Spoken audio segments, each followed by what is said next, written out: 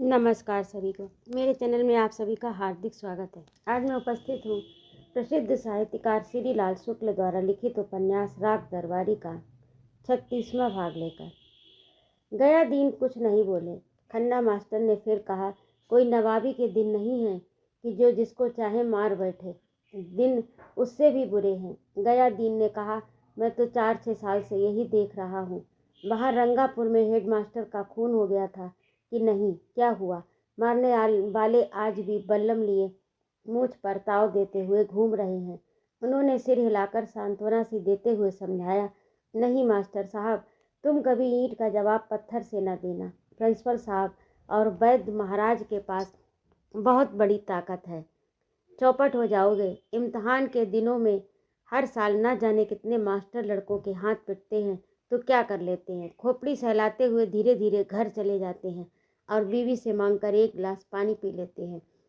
कुछ थाने पर रिपोर्ट लिखा देते हैं और फिर दोबारा पिटते हैं। उन्होंने ढांढस बताते हुए कहा, अब तो यही हो रहा है मास्टर साहब। अब मारपीट से घबराना ना चाहिए। खन्ना मास्टर ठंडे हो गए। बोले, तो क्या करूं? उन्हीं का कहना मान लो। या तो 107 के मुकदमे में सुलह कर लो या शिवपालगंज छोड़कर भाग जाओ। यही तो रोना है। खन्ना मास्टर ने रोने की कोशिश की। प्रिंसिपल के पास सुलह का सुझाव भिजवाया था। वे कहते हैं कि सुलह भी इसी शर्त पर होगी कि शिवपालगंज छोड़कर चले जाओ। हर हालत में यहाँ से जाने को कहते हैं। बताइए इसके बाद क्या करूं?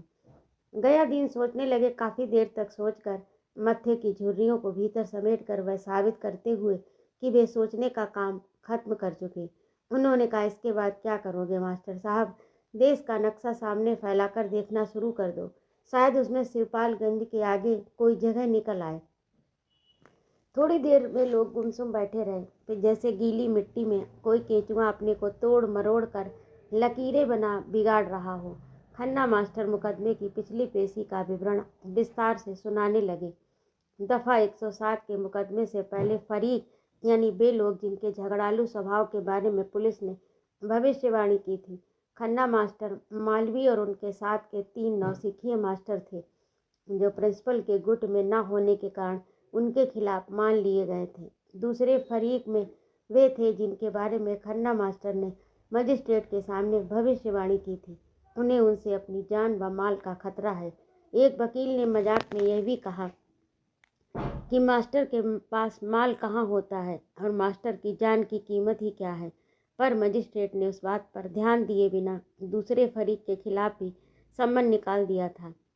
इसी दूसरे पक्ष में प्रिंसिपल साहब के अलावा उनके 2 भतीजे और 2 भांजे थे। यहाँ पर मिसप्रिंट है, जो कॉलेज के पिछले 3 साल से मास्टरी कर रहे थे। पर लोग जिन्हें मास्टर मानने से इनकार करके प्रिंसिपल के भतीजे और भांजे के रूप में देखने के आदी हो गए थे। मुकदमे में खन्ना मास्टर को एक बहुत बड़ी कठिनाई का सामना करना पड़ा। पहले पक्ष की ओर से पुलिस विभाग के सभी अन्वेषक, इतिहासकार और सर्जक कलाकार लगभग ये प्रमाणित कर गए थे कि खन्ना मास्टर और उनके साथी झगड़ा करने वाले हैं। इधर वे खुद प्रिंसिपल के खिलाफ शिवपालगंज में उचित प्रमाण न मिल सकने के कारण किसी बढ़िया इतिहास का सृजन नहीं कर पा रहे थे। अतः एक दिन जब खन्ना मास्टर का वकील तथ्यों की कमी और तर्क की ज्यादती के सहारे प्रिंसिपल के विरुद्ध एक जोरदार बहस कर रहा था, तो इजलास ने सिर घुमाकर खन्ना मास्टर को कड़ी निगाह से देखा और पूछा, आप लोग अध्यापक हैं? जी हाँ। आपको शर्म नहीं आती? उन्हें अध्यापक होने के कारण शर्म तो हमेशा ही घेरे रहती थी, पर मालवीय जी इस समय यह मानने में हिचक गए। बोले, अध्यापक होने में शर्म की क्या बात है श्रीमान? अध्यापक होकर भी आप लोग लुफरों की तरह लड़ते हैं। 107 का मुकदमा चलने की नौबत आ गई। आप लोगों को इसमें शर्म नहीं आती? मालवीय को इसका जवाब खोजने कहीं दूर जाना था। लड़ना किसानों, मजदूरों और व्यापारी, भूतपूर्व जमींदारों आदि की बपौती नहीं, प्राणी मात्र का सहज गुण है। लड़ने की योग्यता इस पेशे या उस पेशे पर निर्भर नहीं है।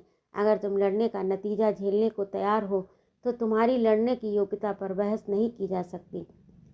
मालवीय कह सकते थे, श्रीमान, संविधान में कहीं भी ऐसी व्यवस्था नहीं कि अध्यापकों को लड़ने पर रोक लगा दी गई हो और दूसरे वर्गों को खुली छूट दे दी गई हो। मालवीय ने कुछ ऐसी ही बात कहनी चाहिए, पर उन्हें अनुभव हुआ कि शिक्षक के मारे उनकी जवान तालू पर चिपक गई। उन्होंने दांत निकालकर इजलास की डांट का स्वागत किया। इजलास ने बेरुखी के साथ अपनी बात दोहराते हुए अब अंतिम निर्णय दिया, आप लोगों को शर्म आनी चाहिए। खन्ना के वकील ने इजलास से कहा, श्रीमान, यही बात दूसरे फरीक से भी कह दी जाए।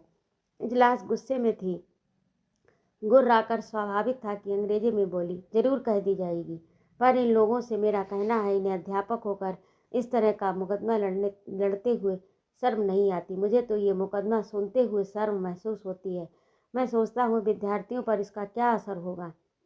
प्रिंसिपल साहब के वकील ने कहा, श्रीमान, यदि विरोधी पक्ष के मास्टरों को कसकर सजा दे दी जाए तो विद्यार्थियों का इसका असर अच्छा ही होगा, क्योंकि वे जान जाएंगे कि गुंडागर्दी का नतीजा खराब होता है।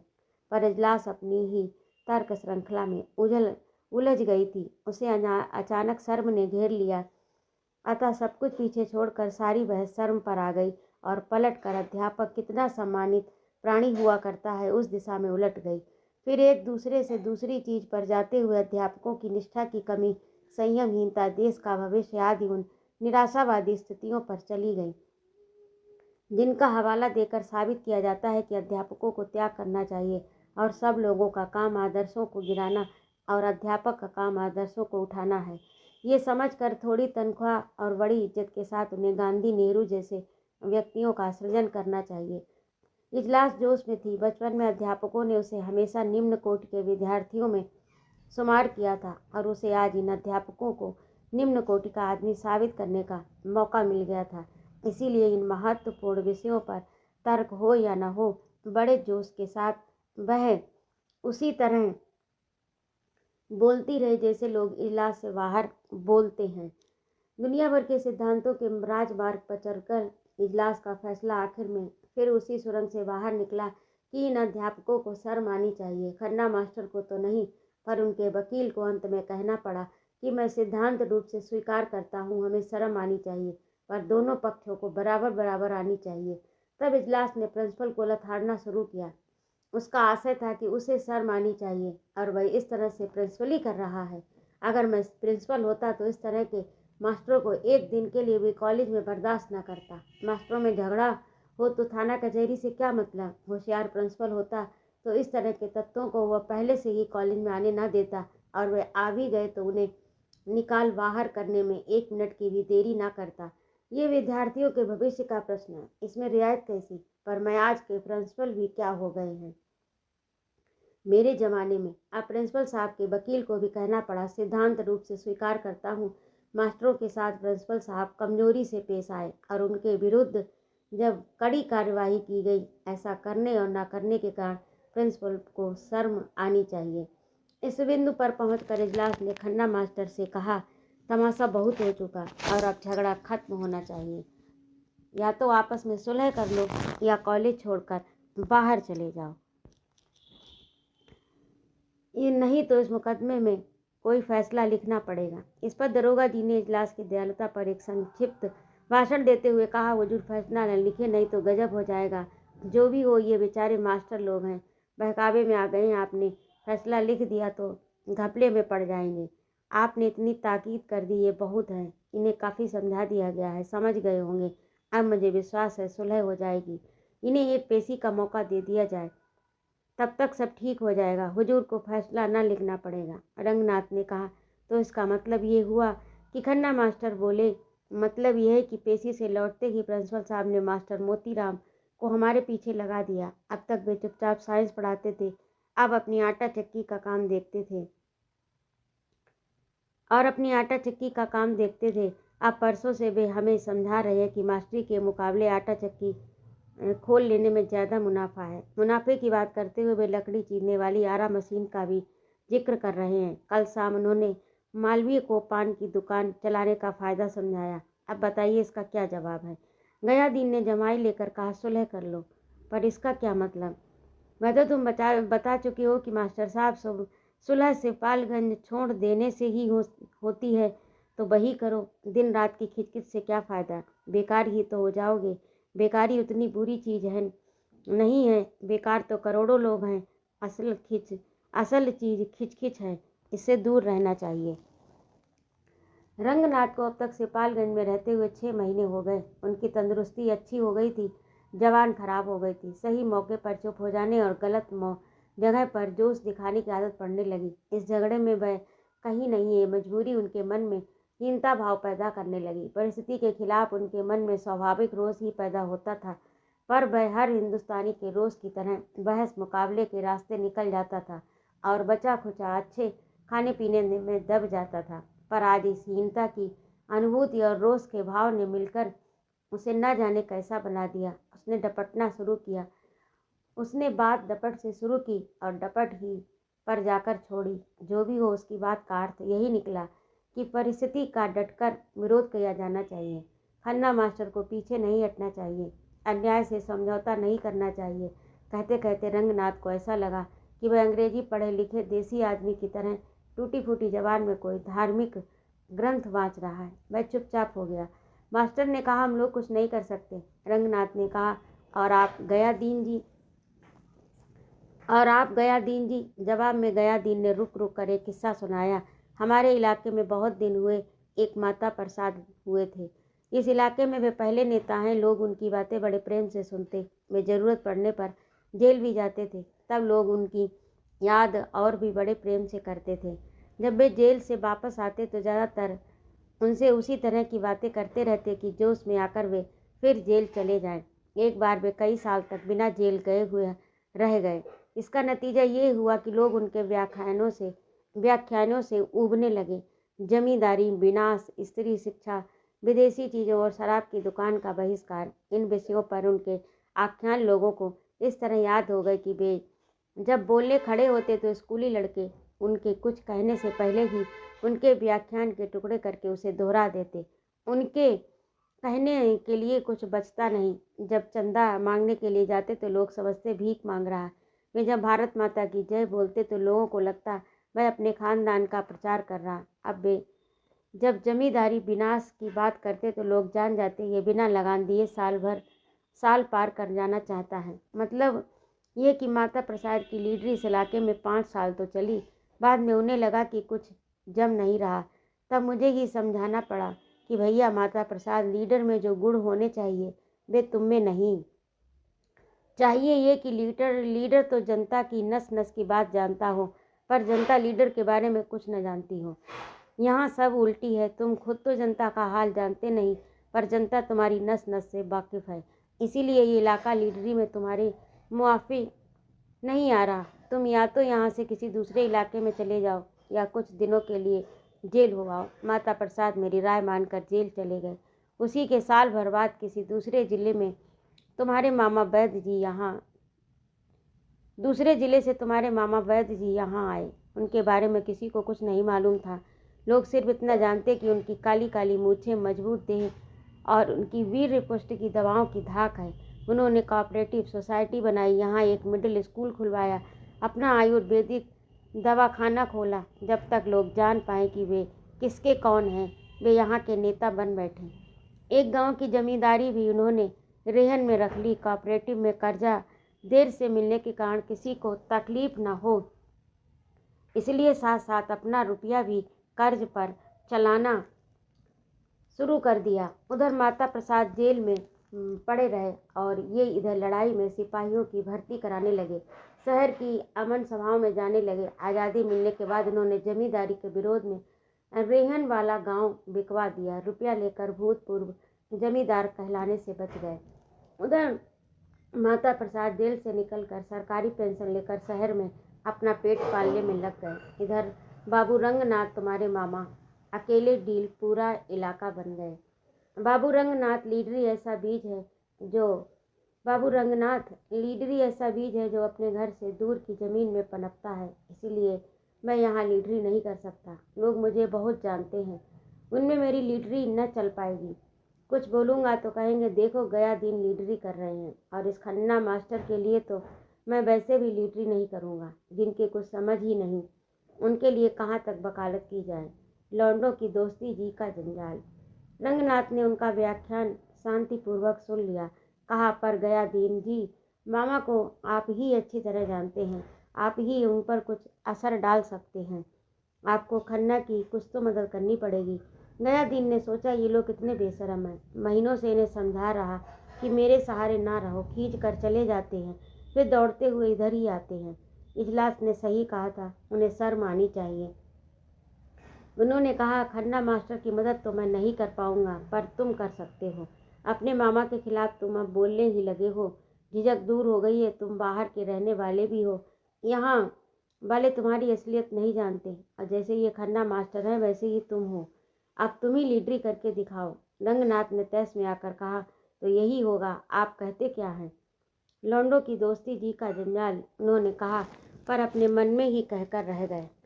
बिना दिलचस्पी के वे उन लोगों का तेजी से उठकर जाना देखते रहे। उन्हें याद आया कि शहर जाने के लिए बस का टाइम हो गया। 15,000 रुपया बहुत बड़ी रकम है, पर बेला के लिए उसकी कोई कीमत नहीं। भैंस अभी तक वापस नहीं आई और अब गांव में रहना बड़ी जलालत है। हमारी न्याय शास्त्र की किताबों में लिखा है कि जहाँ जहाँ धुआं होता वहाँ वहाँ आग होती है। वहीं यह भी बढ़ा देना चाहिए कि जहाँ बस का अड्डा होता है वहाँ गंदगी होती है। शिवपालगंज के बस अड्डे की गंदगी बड़े नियोजित ढंग की थी। गंदगी प्रसार योजना को आगे बढ़ाने वाले कुछ प्राकृतिक साधन वहाँ पहले से ही मौजूद थे। अड्डे के पीछे एक समुद्र था, यानी कम से कम एक झील थी, जो बरसात में समुद्र सी दिखती थी।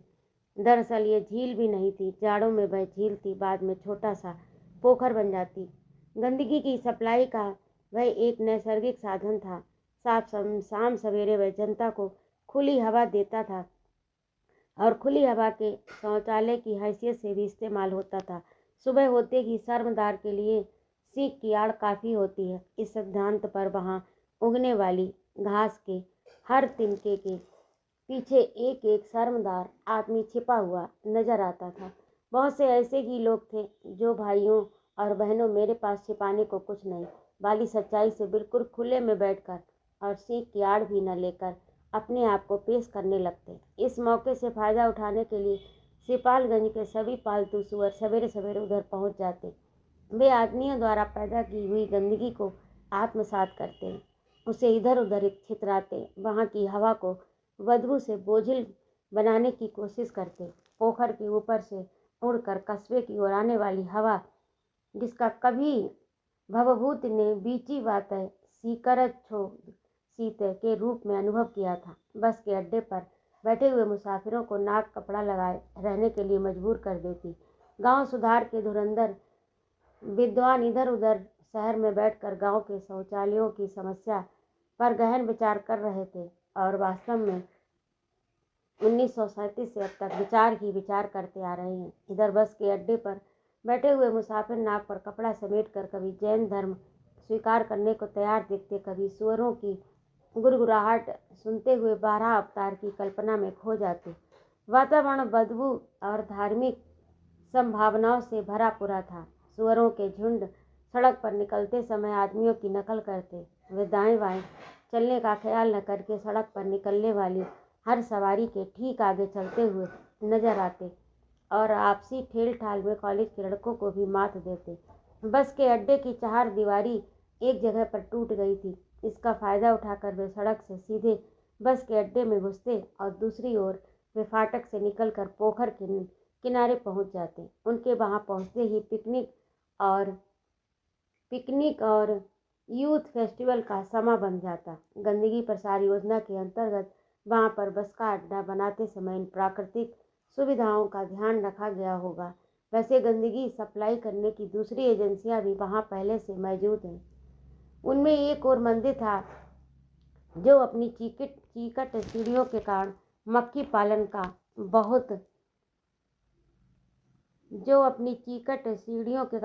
पालन का बहुत बड़ा केंद्र बन गया। उनके चारों ओर छितरे हुए बासी फूल, मिठाई के दोने, मिट्टी के टूटे फूटे सकोरे चींटियों को भी आकर्षित करते। दूसरी ओर एक धर्मशाला, जिसके पिछवाड़े हमेशा ये संदेह होता कि यहाँ पेशाब का महासागर सूख रहा है। गंदगी के इन कार्यक्रमों में ठीक से तालमेल बैठाकर छोटी मोटी कमियों को दूसरी तरकीबों से पूरा किया गया। उसमें सबसे प्रमुख स्थान थूक का था, जिसे हर जगह देखते रहने के कारण राष्ट्रीय चिन्ह मान लेने की तबीयत करती है। हमारी योजनाओं में जैसे कागज, वैसे ही हमारी गंदगी का महत्वपूर्ण तत्व थूक है। थूक उत्पादन में वहाँ पान की 10-20 दुकानें कुछ स्थिर और कुछ गश्ती प्राइवेट सेक्टर की सरकारी मान्यता प्राप्त फैक्ट्रियों की तरह काम करती थी। थूक का उत्पादन जोर पर था। थूक फैलाने के लिए चारों तरफ कई पात्र जमीन में गाड़ दिए गए। उनको देखते ही आदमी किसी भी दिशा में ऊर्ध्व दिशा को छोड़कर थूक देता और उस खूबी से थूकता कि सारा थूक पात्र के बाहर ही जाकर गिरे। नतीजा ये था कि चारों ओर 4 फुट की ऊंचाई पर दीवारों तक और कहीं फर्श पर थूक की नदियां कुछ कुछ उसी तरह बहती जैसे सुनते हैं कि कभी यहाँ घी दूध की नदियां बहा करती थी। फिर लुढ़कते और रिड़ाते हुए भिखमंगे जो संख्या में बहुत कम होते हुए भी अपनी लगन के कारण चारों तरफ एक साथ दिखाई देते। चाय की दुकानों पर चाय की सड़ी चुसी हुई पत्तियां और गंदे पानी के नावदान, आने और जाने वाले बसों की गर्द, मरियल कुत्तों की आरामगाहें और गंदगी प्रसार योजना को सबसे बड़ा प्रोत्साहन देने वाली अखिल भारतीय संस्था, मिठाई और पूड़ी की दुकानें, हलवाई की तोंद, उनके छोकड़ों की पोशाक। Deputy director of education college के मसलों की जांच करने वाले थे। उनके आने में अब सिर्फ 4 दिन रह गए। रुपन बाबू और रंगनाथ ने सोचा खन्ना मास्टर के घर पर जाकर उनकी तैयारी का हाल चाल लिया जाए।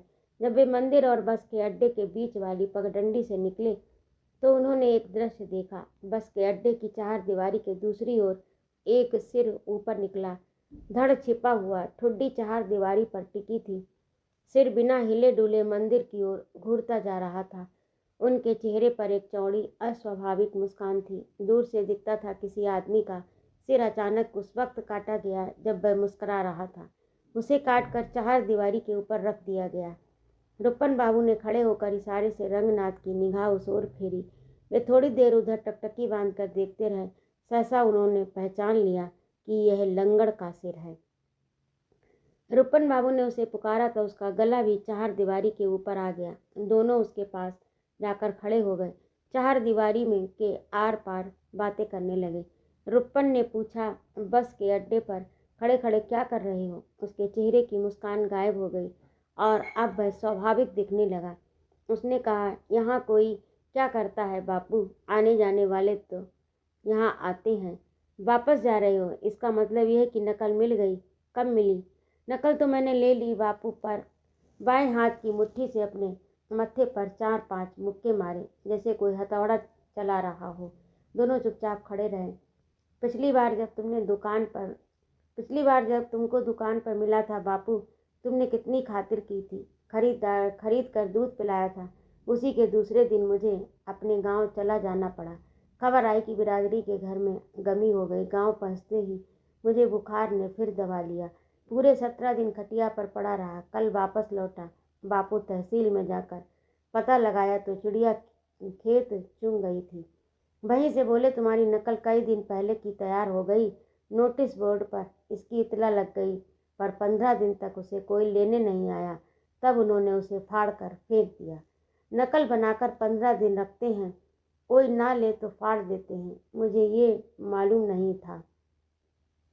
कहकर उसने हंसने की कोशिश की। उन्होंने कहा, वह रो रहा था। रंगनाथ ने समझाना शुरू किया, देखो लंगड़, तुम्हारे कायदा कानून जानने से कुछ नहीं होता। जानने की बात सिर्फ एक है, तुम जनता हो और जनता इतनी आसानी से नहीं जीतती।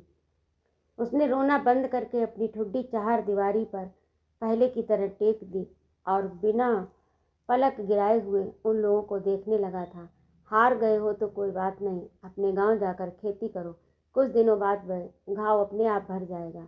खेती कैसे करूँगा बापू? खेतों का ही तो मुकदमा चल रहा है। तो चोरी करो, डाका डालो। रुपन बाबू अचानक कड़ी आवाज़ में बोले। मैं थोड़ी देर तक गुमसुम खड़ा रहा। फिर जैसे कुछ सोच कर बोला, नकल की दरख्वास्त फिर से न लगा दूं? रंगनाथ ने जोर से सांस छोड़ी। कहा, लगा दो, पर इस बार एक वकील कर लो। घूस देने से चाहे बच भी जाओ, मुकदमा लड़ोगे तो वकील से नहीं बच पाओगे। वे लोग लौट कर पगडंडी पर आ गए। रुपन बाबू ने रास्ते में पड़े हुए एक कुत्ते को ठोकर मारी, पर उसने एक बार आंख खोलने के सिवाय कोई प्रतिक्रिया नहीं दिखाई। उन्होंने कहा, ये लंगड़ शिवपालगंज से बाहर रहे, यही अच्छा है। यहाँ आ जाता है तो तबीयत घिस घिस करने लगती है। आदमी को देखते ही झापड़ लगाने का मन करता है। तो लगाते क्यों नहीं? रंगनाथ ने गुर्राकर पूछा और सोचा, यहाँ मैं आज पहली बार गुर्रा रहा हूँ। तो अभी आप सुन रहे थे प्रसिद्ध साहित्यकार श्री लाल शुक्ल द्वारा लिखित उपन्यास राग दरबारी का 36वां भाग। आपको कैसा लगा कमेंट करके अवश्य बताइएगा। यदि आपको मेरा कहानी सुनाना अच्छा लगता हो तो कृपया मेरे चैनल को सब्सक्राइब करें, लाइक और कमेंट करें तथा अपने मित्रों में साझा करें। जय माँ भारती।